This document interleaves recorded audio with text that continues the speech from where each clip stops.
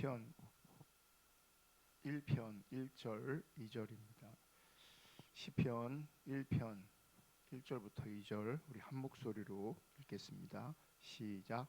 복 있는 사람은 악인의 꾀를 따르지 아니하며 죄인의 길에 서지 아니하며 오만한 자리에 앉지 아니하고 오직 여호와의 율법을 즐거워하여 그의 율법을 주야로 묵상하는도다. 아멘. 오늘은 복된 삶을 위한 반복의 능력이라는 제목으로 하나님 말씀 나누려고 하는데, 오늘 말씀은 지난 시간에 이어서 하는 설교입니다.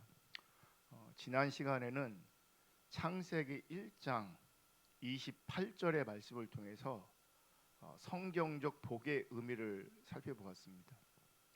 창세기 1장 28절 보시면 하나님이 그들에게 복을 주시며 하나님이 그들에게 이르시되 생육하고 번성하여 땅에 충만하라. 땅을 정복하라. 바다의 물고기와 하늘의 새와 땅에 움직이는 모든 생물을 다스리라 하시니라. 개역 성경, 개역 개정 성경을 보면 하나님이 복을 주시며 하나님이 그들에게 이르시되, 그러니까 복을 주시면서 말씀하는 것처럼 기록하고 있습니다. 복을 주시면서 생육하고 번성할 것을 말씀하십니다. 그래서 어떤 사람들은 생육하고 번성하는 것을 복이라고 이해하는 겁니다. 근데 원어적으로 보면 하나님이 복을 주시면서 말씀하시는 것이 아니라 복을 주신 다음에 말씀하십니다. 복을 주신 다음에, 그러니까 복을 주시는 것이 완료형입니다. 그러니까 말씀을 하시는 동시에 생육하고 번성하라 이렇게 말씀하신 게 아니고, 복을 먼저 주시고 완료하고 그 이후에 생육하고 번성할 것을 말씀하시는 겁니다. 생육하고 번성하는 것이 이미 주어진 복과 관련이 있는 것은 분명하지만 생육하고 번성하는 것 자체는 복이 아닙니다. 왜냐하면 복을 먼저 주셨고 그 다음에 생육하고 번성할 것을 말씀하셨기 때문에 그래요. 그럼 우리는 우선적으로 하나님이 복을 주셨을 때 그 복이 무엇인지를 먼저 알아야 합니다.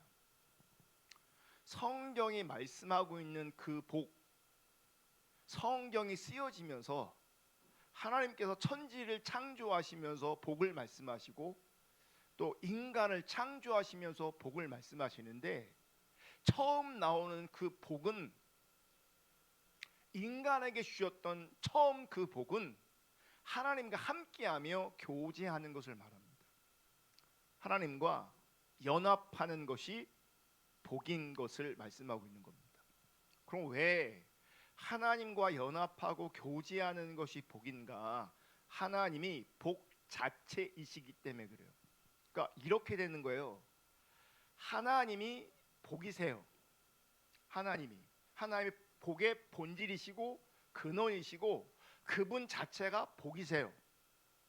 인간을 만드신 다음에 복이신 그분이 복을 주신다고 말하는 것은 복이신 하나님과 인간이 별도로 따로 존재하는 것이 아니라 복이신 하나님과 교제할 수 있도록 하신 것, 복이신 하나님과 연합되는 것, 그게 복의 의미라는 거예요.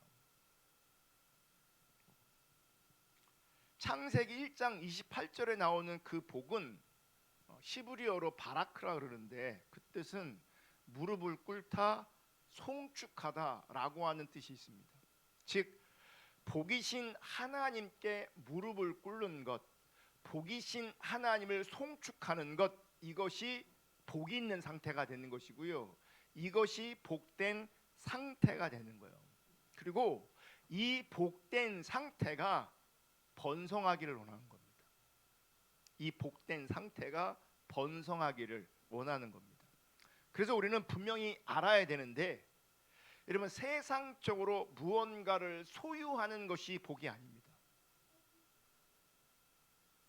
세상에서는 물질을 소유하는 것이 복이라고 여기고 있습니다. 여러분, 세상적인 관점에 그 복이 주어지면 분명한 것은 편하게 살 수 있습니다. 일시적으로는 우리의 육신적 호흡이 있을 동안에는 편하게 살 수 있습니다. 이런 관점에서, 세상적인 관점에서의 그 복도 의미가 없는 것은 아닙니다. 하지만 소유가, 현세적 누림이 복의 본질은 아니라는 겁니다. 세상에서는 소유와 현세적 누림이 복처럼 작동되고 있긴 하지만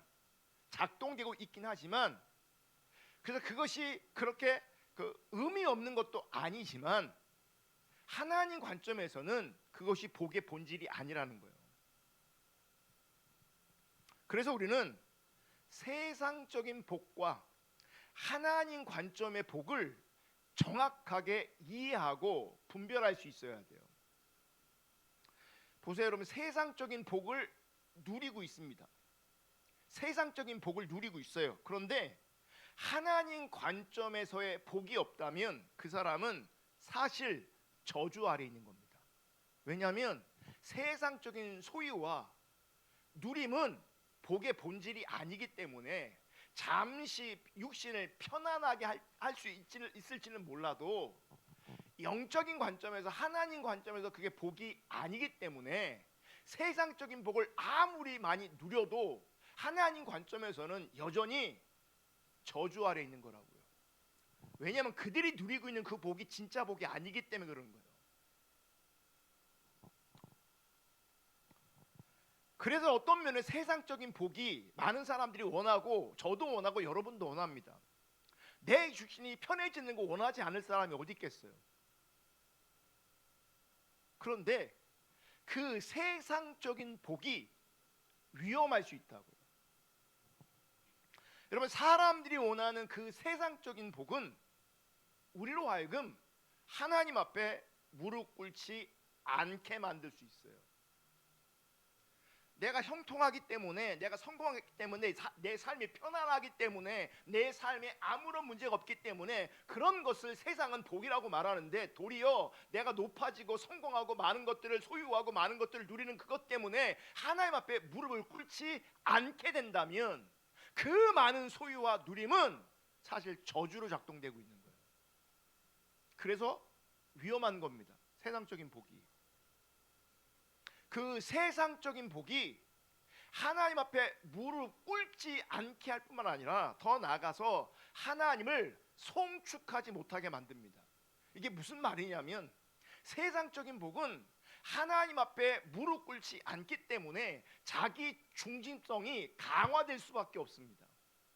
그래서 실상은 그 세상적인 복이 그에게 힘으로 작동하고 있습니다. 그 세상적인 힘이 작동되고 있을 때 하나님을 송축하는 자리에 있는 게 아니라 자기가 하나님 자리에 있습니다. 자기가. 여러분, 스스로 하나님 자리에 있다면 자기는 지금 많은 것들을 누리고, 그래서 나름은 육신적인 행복을 누린지 만족하는 삶을 살고 있을지 모르지만 하나님 관점에서 영적으로 병든 것이고 영적으로 죽어가고 있는 것이고 결국은 영적으로 망하는 것입니다. 그래서 세상적 관점의 복이 어떤 관점에서는 굉장히 위험한 겁니다. 편안한 게 좋아 보이죠? 위험하다고요. 문제 없는 게 좋아 보이죠? 위험하다고요. 많이 가지고 누리는 게 좋아 보이죠? 위험할 수 있다고요. 왜요? 하나님을 잃어버릴 수 있게 한다고요. 하나님을 놓쳐버리게 한다고요. 하나님을 찾지 못하게 한다고요. 우리 주변에 많은 사람들이 왜 주님 앞에 무릎을 꿇지 않느냐, 주님 앞에 엎드리지 않느냐, 왜 하나님을 찾지 않느냐, 어떤 면에서는 그들이 세상적인 소유와 누림 때문에 그러고 있을 가능성이 큽니다. 하나님을 하나님으로 인정하는 게 아니라 사실은 자기가 하나님 자리에 있는 겁니다. 그 세상에서만 통하는, 육신이 살아있을 때만 통하는 그 복이라는 것 때문에, 그리고 자기가 병들어가고 죽어가고 결국은 심판 아래 저주 아래 있을 것을 인식도 못합니다. 여러분, 하나님과 바른 관계, 하나님과 친밀한 관계, 하나님과의 연합된 관계, 하나님의 대리자로서 존재하는 그 관계, 이 관계성 안에 있는 것이 복인 겁니다. 그게 진짜 복인 겁니다. 아멘. 시편 1편을 보시면 복 있는 사람이라는 표현이 나옵니다. 시편 1편 1절, 복 있는 사람은 악인의 꾀를 따르지 아니하며 죄인들의 길에 서지 아니하며 오만한 자들의 자리에 앉지 아니하고. 여러분, 시편 1편에서 언급하고 있는 복은 바라크가 아닙니다. 창세기에서 말하는 복은 바라크인데 시편 1편에서 언급하고 있는 복은 바라크가 아니라 아셰르라고 합니다. 그럼 바라크와 아셰르는 어떻게 다른가? 아셰르는요, 똑바르다, 똑바로 걸어가다, 트랙을 따라가다, 똑바로 행하다, 경계선을 넘지 않다라는 뜻이 있어요. 여러분, 육상 경기할 때 트랙을 돌잖아요. 그럼 자기 트랙만 돌아야지 옆 트랙을 들어가면 그건 탈락이에요. 여기 아세르는 똑바로 가는 걸 말하는 거예요. 똑바로 가는 것, 바르게 가는 걸 말하는 거예요. 경계선을 넘지 않는 것을 말하는 거예요. 근데 더 나아가서 어떤 뜻도 있냐면 축복하다, 복되다 이런 뜻이 있어요. 그러니까 아까 그 바라크도요, 송축하다가 뜻이 있잖아요. 그러니까 이 바라크가 인간에게 하나님을 향할 때는 찬양하다, 송축하다, 경배하다 이런 뜻인데, 하나님 관점에서 이 바라크가 우리 인간에게 사용되어지면 하나님 관점에서 우리를 뭐 송축하거나 경배할 수 없잖아요. 그분은 창조주고 우리는 피조물이니까. 그러니까 피조물 관점에서는 송축하고 경배하는 게 바라크인데, 하나님 관점에서 인간을 향할 때 바라크가 사용되어지면 그것은 축복하는 게 되는 거예요. 그래서 복이라고 번역이 되는 거예요. 그래서 근데 이 아쉐르도요, 어떤 의미가 있냐면 축복하다 의미가 있어요. 그럼 보세요, 이 단어도 피조물이 하나님을 향할 때는 어떤 단어겠어요? 예배, 송축의 의미가 있는 거죠.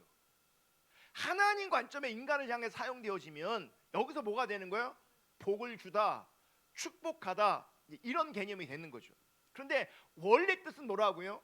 똑바로 가다, 똑바로 걸어가다, 똑바로 행하다예요. 이걸 그래서 확장해서 좀 더 해석하면, 여러분, 하나님 앞에 똑바로 사는 것이 하나님을 송축하는 것이 되는 거예요.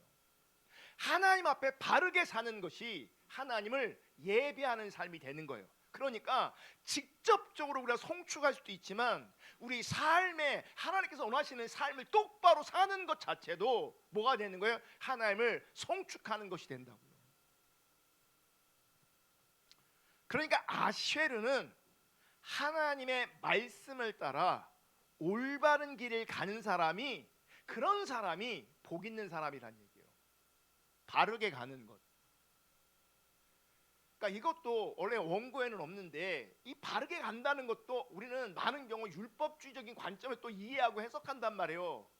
종교적인 행위 몇 가지 하면서 자기가 똑바로 가고 있다고 생각하는 거예요. 아니에요. 내 전인적인 내 삶의 영역에서 하나님 앞에 바르게 살아야 된다고요. 내 언어와 내 생각과 내 선택과 내 다양한 내 전인적인 모습이 하나님 앞에, 하나님의 통치와 다스림 앞에 있으면서 그분의 뜻 가운데 서야 된다고요. 그게 아쉐르, 그게 복 있는 사람이라고요. 그것이. 그래서 신앙생활 할 때 아주 중요한 요소가 뭔지 아십니까? 그러면 인격적 결함이 있으면 주님을 못 따라가는 겁니다. 인격적 결함이 있으면 주님을 못 따라가는 거라고요. 인격적 결함이 있다는 게 뭐냐면 성령의 열매가 없다는 얘기예요. 성령의 열매가 없으면요, 주님 못 따라가는 거예요. 아쉐르가 없는 거라고요. 똑바로 가고 있는 게 아니라고요. 바르게 가고 있는 게 아니라고요. 아무리 예배를 열심히 참여하고 기도를 뜨겁게 해도 그럼에도 불구하고 하나님 앞에 똑바로 사는 게 돼야 된다고요. 하나님 앞에 바르게 사는 게 돼야 된다고요. 바르게 살 때에 그게 복 있는 거라고요.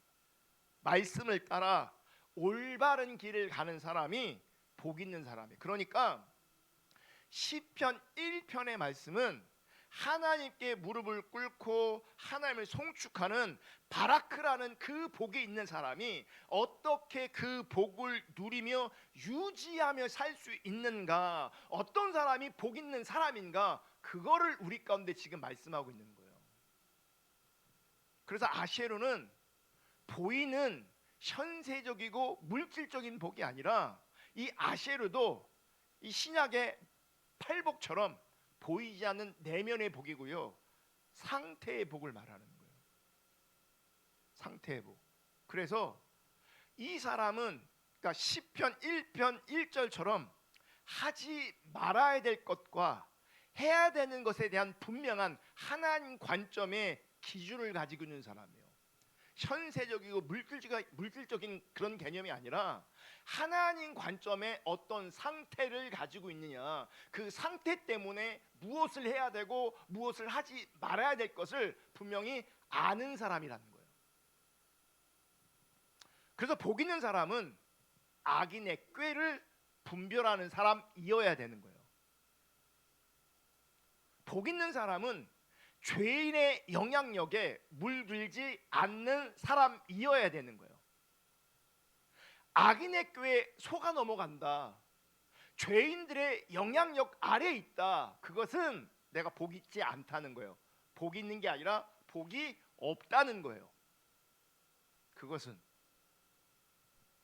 시편 1편 1절에서 우리가 주목해야 될 단어가 있는데 그것은 앉았다라는 거예요. 한번 다시 읽어볼게요. 1절 시작. 복 있는 사람은 악인의 꾀를 따르지 아니하며 죄인의 길에 서지 아니하며 오만한 자들의 자리에 앉지 아니하고 이 앉았다라는 말이 중요한데, 여기서 앉았다라는 말의 의미는 이미 습관화되어 있는 상태를 말하는 거예요. 악인의 꾀를 따르지 않아야 되는데 따르고, 죄인의 길에 서지 않아야 되는데 죄인의 길에 서고, 오만한 자들의 자리에 앉지 않아야 되는데 앉았어. 이 앉았다라는 그 의미는 이미 우리 가운데 배어 있다는 거예요. 습관화되어 있다는 얘기예요. 여러분, 성경이 말하는 하나님이 원하시는 복 있는 사람은 악인의 꾀, 즉 악인의 생각, 죄인들의 길, 죄인들의 방법, 오만한, 이 오만함이 뭔지 아십니까? 하나님을 대적하는 교만이 오만이에요. 복 있는 사람은 악한 생각, 죄인들의 길, 오만함으로 습관되어 있지 않은 사람을 말하는 거예요. 악한 생각과 다른 길을 가는 거죠. 죄인의 길에 죄인의 방법을 선택하지 않는 거죠. 하나님을 대적하는 교만한 자리에 있지 않는 거예요. 근데 복이 없는 사람은 하나님을 대적하는 그 오만한, 그 교만한 자리에 주저앉아 있으면서 죄인들의 길, 죄인들의 방법을 따라가고 죄인들의 생각을 따라가는 거예요. 문제는 이 바라크와 아세르의 상태, 즉 복된 상태를 무너뜨리는 것이 있어요. 그게 뭐냐면 죄입니다. 이 복된 상태를 무너뜨리는 것이, 바라크의 상태를 무너뜨리고 아세르의 상태를 무너뜨리는 것이 죄예요. 그리고 죄의 본질은 뭐냐면 하나님 없이도 살 수 있다고 주장하는 거예요. 세상 사람들은 하나님 없이 살고 있고요, 거짓 신앙은 표면적으로는 하나님을 언급하지만 사실은 하나님이 아니라 자기의 의를 의지해서 살고 있기 때문에 똑같이 교만하고 오만하고 죄인들인 겁니다. 똑같이 저주 아래 있는 겁니다. 그래서 근본은, 죄의 본질은 뭐냐면 하나님 없어도 살 수 있다는 거예요. 세상 사람은 하나님 없이 돈으로 사는 거고 자신의 능력으로 사는 것이고, 신앙의 세계에서 하나님 없이도 내 의로 살 수 있다는 거예요. 내 의를 의지하고 있어요. 구원, 하나님의 은혜, 믿음 이런 거 다 말하지만 실제 나를 움직이게 하는 것은 내 의라고요. 그러니까 결국 세상 사람이나 거짓 신앙 가운데 있는 사람이나 상태는 똑같은 거예요. 하나님 없이 살 수 있다고 생각하는 거예요. 자기 자원으로 살고 있고 자기 자원으로 얼마든지 살 수 있다고 생각하는 거예요. 내가 주인이 되어 사는 삶, 자기가 주인 된 겁니다. 자기가. 자, 바라크가 첫 번째 의미가 뭐라고요? 무릎 꿇는다 그랬어요. 무릎 꿇는다는 얘기는 뭐예요? 하나님이 왕이고 주인이 내가 주인 될 수가 없다는 얘기예요. 근데 많은 사람들이 자기가 주인이라니까요. 말로는 하나님이 주인이라고 왕이라고 하지만 실제 내 삶의 자리의 주인은 왕은 자기예요. 이들은 사실 생명이 없으면서도 생명이 있는 것처럼 착각하고 살고 있습니다. 생명이 없어요. 근데 본인은 생명이 있다고 착각하고 살고 있어요. 여러분, 이 죄의 본성이, 이 죄의 영향력이 우리 안에 다 역사하고 있습니다. 다. 제가 어느 짧은 동영상을 봤는데 신부님이 스님이 나와갖고 이런저런 뭐 이렇게 그 토크하다가 이야기하다가 어떤 얘기까지 했냐면, 어떤 분이 물어요. 신부님은 성욕이 없지 않냐고. 근데 그분들이 뭐라 그러는지 아십니까? 스님도 또 이 신부님도 자기들도 성욕이 있다고, 욕구가 있다고, 참고 사는 거라고. 참고 사는 거라고. 무슨 얘기냐 하려고 하냐면, 우리 안에는요 본능적으로 이 죄의 영향력이 역사하고 있어요. 한 사람도 예외 없이. 더 나아가 이 죄의 본성이 힘을 가지게 되면 악인의 꾀에, 죄인의 길에, 오만한 자들의 자리에 앉고 싶지 않지만 죄로 말미암아 무너져 있기 때문에, 그 죄의 지배 아래에 있기 때문에 내 마음이 내가 원하는 대로 안 된다는 거예요. 그 상태는 복 있는 상태가 아닌 거예요. 복이 있으면 죄인의, 악인의 꾀, 죄인의 길, 오만한 자리에 앉지 않는다고요. 나도 앉고 싶지 않다고요. 근데 내가 원하는 것 같은데 잘 안 된다고요. 왜 그런지 아십니까? 지금 복이 없기 때문에 그런 거예요. 복이 없어서. 그럼 어떻게 해야 되냐? 답이 2절에 나옵니다. 2절. 다 같이 읽습니다. 시작. 오직 여호와의 율법을 즐거워하여 그의 율법을 주야로 묵상하는도다. 여호와의 율법을 주야로 묵상하는 겁니다. 여러분, 죄의 본성에 무너지지 않으려면, 죄의 본성의 주도권을 뺏기지 않으려면 여호와의 율법을 주야로 묵상해야 합니다. 여호와의 율법을. 그러니까 내 본성이 기준으로 작동되는 게 아니라 여호와의 율법을 주야로 묵상함으로 말미암아 하나님의 말씀이 기준으로 작동되게 해야 된다고요. 제가 주일날 설교할 때 이런 표현을 썼단 말이에요. 평소에는 아무런 문제가 없어요. 어떤 경우는 영적인 것처럼 보이기까지 해요. 근데 어떤 특별한 상황이 되면, 어떤 환경 안에서, 상황 속에서, 어떤 문제 속에서 어떤 사람은 자기가 막 드러나요. 왜 그런지 아십니까? 그분은 말씀을 주야로 묵상하지 않았기 때문에 죄의 본성이 드러나고 있는 거예요. 죄의 본성이.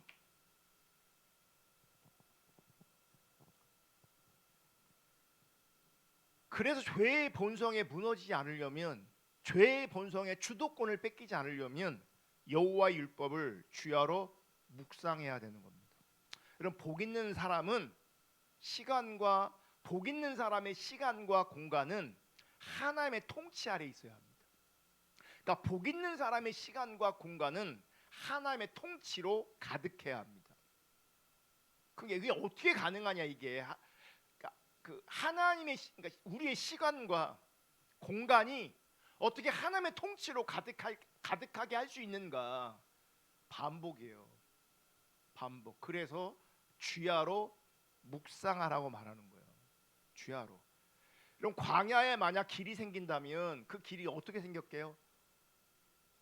계속 사람들이 그 길을 가는 거죠. 즉 뭐겠어요? 반복이에요. 산에 원래 길이 없는데 길이 났어요.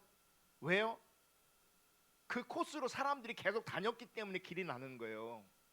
반복해서 길을 걸으면 거기에 없던 길도 생기는 거예요. 여러분, 내가 주야로 하나님의 말씀을 묵상한다는 것은 하나님으로 내 시간과 공간을 채운다는 겁니다. 여러분, 공간을 채운다는 것은 그만큼 시간을 들인다는 거예요. 시간이 들여져야 공간이 채워지는 거예요. 계속 걸어가야 길이 나는 것처럼 시간을 들여야 그 공간이 채워진다고요. 우리가 하나님의 시간을 살면 내 삶이라는 공간에 하나님이 가득해지는 거죠. 그래서 중요한 건 뭐냐면 하나님을 위한 시간, 하나님과 함께하는 시간을 확보하는 겁니다. 근데 어떻게 그 시간들을 확보하냐? 그게 반복이라고요. 계속 그 시간을 하나님 앞에 드려야 되는 거예요. 그래서 하나님의 시간을 내 삶의 공간에 반복해서 채워나가야 합니다. 하나님을 위한 시간들, 하나님과 함께하는 시간들, 이 하나님의 시간을 내 삶의 공간에 반복해서 채워야 돼요. 그래서 하나님께서는 어떤 개념을 우리 가운데 주셨냐면 매일이라는 개념과 일주일이라는 개념과 달과 연이라는 개념을 주신 거예요. 이게 다 뭐예요?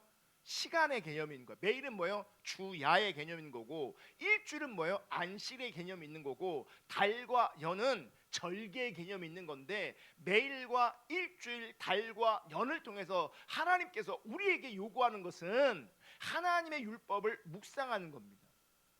그리고 그 하나님의 은혜와 하나님을 묵상하는, 말씀을 묵상하는 장치로서 무엇이 주어지냐면 안식일과 절기가 주어지는 거예요. 그러니까 매일매일은 누가 하는 거예요? 개인적으로 하나님과 하는 거고요. 일주일에 한 번 적어도 안식일을 정해서 하나님 앞에 집중하여 나를 드리는 시간이 있고, 달과 연을 통해서, 절기들을 통해서 내가 하나님을 기억하고 하나님의 말씀을 묵상하는 거예요. 아멘. 그래서 하나님의 뜻을 잊지 않고 기억하는 장치들, 그게 뭐예요? 말씀을 주야로 묵상하는 거예요. 안식일에 묵상하는 거예요. 절기를 통하여 기억하는 거라고. 어떤 사람들은요, 영적인 삶과 일상이 무너진 사람들이 있습니다. 사실 영적인 삶이 무너져 있고 일상이 무너진 사람들이 의외로 굉장히 많습니다. 그냥 겨우 주일날 예배에 참석하는 것으로 신앙생활을 겨우 유지하는 사람들이 있어요. 그게 영적인 삶과 일상이 무너져 있는 겁니다. 이런 무너진 내 삶을 다시 일으켜 세울 수 있는 것은 반복밖에 없어요. 반복하는 거예요. 앞이 보이지 않는 내 인생에 길을 만드는 유일한 길은 반복이에요. 반복할 때, 하나님 앞에 반복적으로 머물러 있을 때, 말씀을 반복하여 묵상할 때 없던 길도 생길 수 있는 거예요. 그래서 반복의 능력이 중요한 거예요. 반복의 능력. 신명기 6장 5절부터 보시면, 보세요. 너는 마음을 다하고 뜻을 다하고 힘을 다하여 내 하나님 여호와를 사랑하라. 여기서 마음, 뜻, 힘을 다, 이건 뭐예요? 강조죠. 강조. 뭐 하라는 얘기예요? 하나님 사랑하라는 얘기예요. 근데 여러분, 하나님 사랑하는 것과 연결되는 게 뭐냐면 여호와의 말씀을 시편 기자는 즐거워했다 그러잖아요. 그러니까 하나님을 사랑하는 것과 여호와의 율법을 즐거워하는 것은 같은 개념이에요. 하나님 사랑하기 때문에 그분의 말씀을 소중히 여기고, 그분의 말씀을 가치 있게 여기고, 그분의 말씀을 즐거워하게 되는 거예요. 자, 사랑하라고 말해요. 6절. 너는 오늘 내가 내게 명하는 이 말씀을 너는 마음에 새기고 내 자녀에게 부지런히 가르치며 집에 앉았을 때든지 길을 갈 때든지 누워 있을 때든지 일어날 때든지 이 말씀을 강론할 것이며, 너는 또 그것을 내 손목에 메어 기호를 삼으며 내 미간에 붙여 표를 삼고 또 내 집 문설주와 바깥문에 기록할지니라. 지금 말씀에 보면요, 하나님이 5절에 사랑할 것을 말씀하세요. 마음을 다하고 뜻을 다하여 힘을 다하여 사랑할 것을 말씀하세요. 그런데 다른 이어지는 말씀을 가만히 보시면 그 뉘앙스를 보시면 반복과 기억이라는 걸 발견하게 돼요.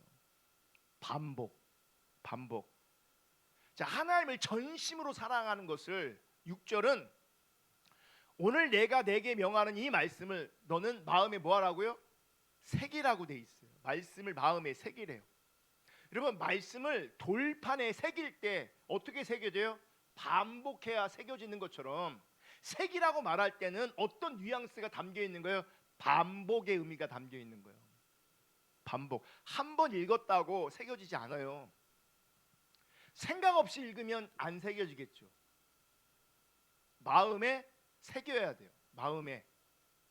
그래서 뭐라고 말하냐면 내 자녀에게 부지런히 뭐 하라고요? 가르치래요. 여러분, 교육의 핵심 원리 중에 하나가 뭔지 아십니까? 반복입니다. 반복을 왜 말씀하시냐? 반복해야 새겨지기 때문에 그래요. 나도 반복해야 새겨지고 자녀들도 반복해야 뭐예요? 마음에 새겨지는 거예요. 제가 목회하면서 발견한 것 중에 성경 공부하고 그러면 은혜 받는 경우가 있잖아요, 사람들이. 그러면 은혜 받았으면 그 은혜 받은 걸 자꾸 이제 얘기합니다. 은혜 받았다고. 근데 그걸 우리는 소위 뭐라고 말하냐면 깨달음이라고 말할 수 있어요. 깨달았다는 거죠. 은혜를 받았다는 거죠. 그런데 깨달았는데 그 다음에 그의 삶을 보면 깨달은 사람으로 못 살아요. 깨달은 사람으로 안 살아지는 경우가 되게 많아요. 지금 나는 깨달았는데, 뭔가 느꼈는데, 뭔가 지금 번쩍했는데, 소위 은혜를 받았는데, 내가 깨달은 자로, 은혜 받은 자로, 뭔가를 느낀 자로 살아내지를 못하더라고요. 그 왜 그럴까?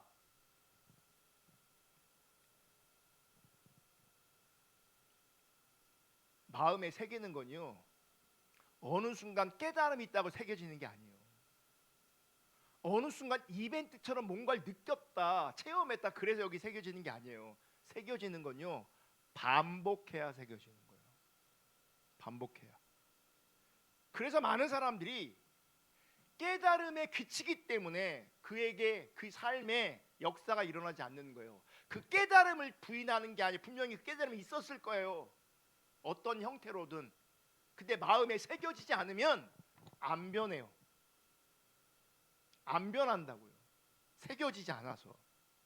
그러므로 내 삶에, 내 신앙에 어떤 변화도 일어나지 않는 이유는 사실 깨달음이 없었던 게 아니고요, 새겨지지 않았기 때문에 그래요. 돌아보시면요, 그 깨달음의 영역에서, 체험의 영역에서 우리가 할 얘기들이 많아요. 과거로도 어느 막 펑펑 울 때도 있었고, 가슴 애통할 때도 있었고, 뭔가 번쩍 깨달을 때가 있었고, 내 마음이 흥분될 때도 있었고, 다양한 간증들이 우리 가운데 있을 수 있다고요. 이제 그거 가지고 사람이 안 변한다고요. 마음에 새겨져야 된다고. 새겨지지 않으면요, 번쩍번쩍 뭔가를 깨닫고 여기 흥분되고 뜨거워져도 그 사람 안 변해요. 근데 자기가 깨달은 거, 자기가 느낀 거, 자기가 체험한 거, 그것만 어필하고 있어요. 안 새겨져 있는데. 안 새겨져 있어서 하나님 앞에 똑바로 바르게 사는 것이 안 되고 있는데. 그러므로 어떤 사람들이 무너져 있다면 그것은 말씀이 없기 때문이에요. 영적인 삶이 무너진 이유, 말씀이 없기 때문이고요, 일상이 무너진 이유, 말씀이 없기 때문이에요. 다른 사람을 세우지 못하는 이유도요, 말씀이 없기 때문이에요. 내가 하나님 사랑하고 내 마음에 새기고 그 다음에 뭐예요? 자녀들에게 부지런히 가르치해요.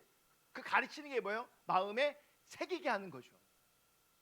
그러니까 내가 나를 통해 누군가를 세워줘야 되는데 안 세워지는 이유는 나도 새겨지지 않았기 때문에 누군가도 새길 수가 없게 되어지는 거예요. 말씀이 없는 거라고요. 그러니까 주변에서 좋은 사람이니 뜨거운 사람이니 열정 있는 사람이니 헌신하는 사람이 있다는 얘기는 들을지 모르겠지만 말씀이 새겨져 있기 때문에, 말씀이 새겨져 있지 않기 때문에 자기도 하나님 앞에 사는 게 힘들고 다른 사람들도 세울 수 없게 되어지는 거예요. 성경을 보면 앉았을 때, 길을 갈 때, 서 있을 때, 누웠을 때 이런 표현을 씁니다. 이게 뭐예요? 우리네 인생을 말하는 거죠. 어린아이, 장성한 청년, 그리고 죽음을 기다리는 노년에 이르기까지 반복해서 어느 때든 어느 상태든 어떤 나이든 우리 가운데 중요한 건, 지금 나한테 중요한 건 말씀을 내 안에 새기는 거예요.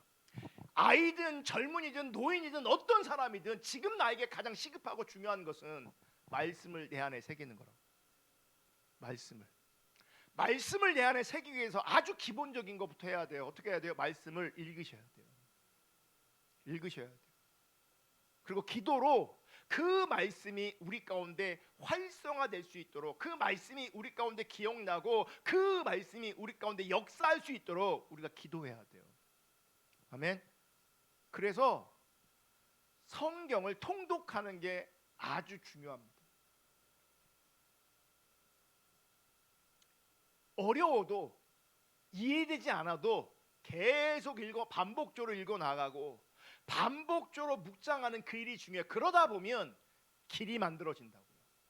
내 생각에, 내 감정에, 내 마음에 하나님께서 하시는 길이 생기고 그 길을 따라 은혜가 부어지고 그 길을 따라 성령이 역사하시는 거예요. 처음부터 길이 만들어지지 않아요. 근데 계속 읽고 또 묵상할 때 하나님 관점의 그 길이 우리 가운데 열리기를 주님의 이름으로 축복합니다. 그 길을 갈 때에 그게 복 있는 사람이라고요. 그 길을 걸어갈 때 단순히 교회만 왔다 갔다 하고 뭔가 체험하고 느끼고 뭔가 깨닫고 그게 다가 아니라고요. 백날 깨달아봐야 마음의 말씀이 안 새겨지면, 내 마음에, 내 생각에 영적인 하나님의 길이 나지 않으면 안 변한다고요. 처음 성경을 읽기 시작한 사람들은요, 목표를 정하셔야 돼요. 1독, 2독 목표를 정하고 하는 게 도움이 됩니다. 어쨌든 본질은, 핵심은 말씀을 가까이 하고 늘 읽고 묵상함으로 말미암아 우리 안에 길이 만들어져야 돼요. 아멘. 그러면 새겨지는 거죠. 이 새겨지는 게 뭐예요? 길이 만들어지는 거라고요. 내 생각에, 내 감정에, 내 삶의 많은 영역에 그 길이 만들어지고 그 길이 세워질 때 그 길을 따라 내가 따라가고 순종하면 되는 거예요. 그게 복 있는 거라고요. 그게. 아멘. 그렇게 이제 말씀에 토대되어 있으면 그 말씀의 토대 위에 이제 하나님의 뜻이, 하나님의 기준이, 더 나아가 하나님의 비전이, 하나님의 마음이 우리 가운데 비춰지는 거죠. 그게 계시예요. 그게. 그리고 말씀을 토대로 해서 지혜와 명철이 뒤따라오는 겁니다. 율법주의에서 아무리 성경을 많이 읽고 연구해도요, 이 지혜와 명철이 안 따라옵니다. 하나님의 비전이 부어지지 않습니다. 왠지 아세요? 말씀이 새겨진 게 아니기 때문에 그래요. 자기중심에 강한 사람은 절대로 말씀이 새겨지지 않습니다. 근데 그런 사람이 성경을 왜 읽는 줄 알아요? 그 성경 읽는 게 자기 의가 되는 거예요. 자기 공로가 되는 거예요. 지금 그런 관점을 얘기하는 게 아니라고요. 길이 나야 된다고요. 길이 나야 그 길을 따라 말씀이 새겨져야 거기에 하나님께서 우리 가운데 말씀하기 전 하나님의 뜻과 기준을 비추시고 지혜와 명철이 따라오게 되는 거죠. 말씀을 통해서 여러분의 신앙, 여러분의 삶에 정말 길이 만들어질 수 있기를 주님의 이름으로 축복합니다. 그 길을 따라가는 것이 하나님께서 원하시는 복 있는 사람인 거예요. 그 사람이 죄인의 길에, 악인의 생각에, 오만한 자리에 앉지 않게 되어지는 거예요. 단순하게 오늘 메시지를 정리하면 여러분 하나님 앞에 이 밤에 기도하면서 결단하셔야 돼요. 내가 말씀과 기도를 하나님 앞에 반복하겠습니다.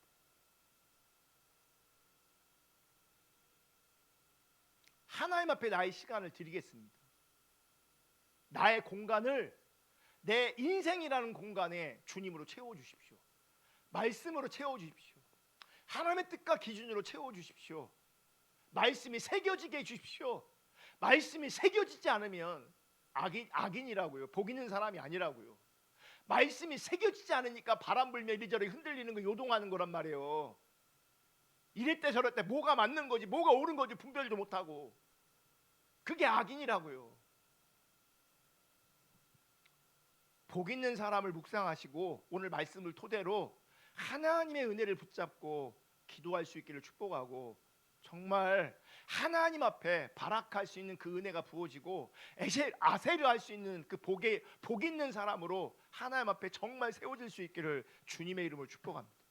그래야 우리 가운데 소망이 있어요. 말씀을 새겨야 돼요. 길이 나야 된다고.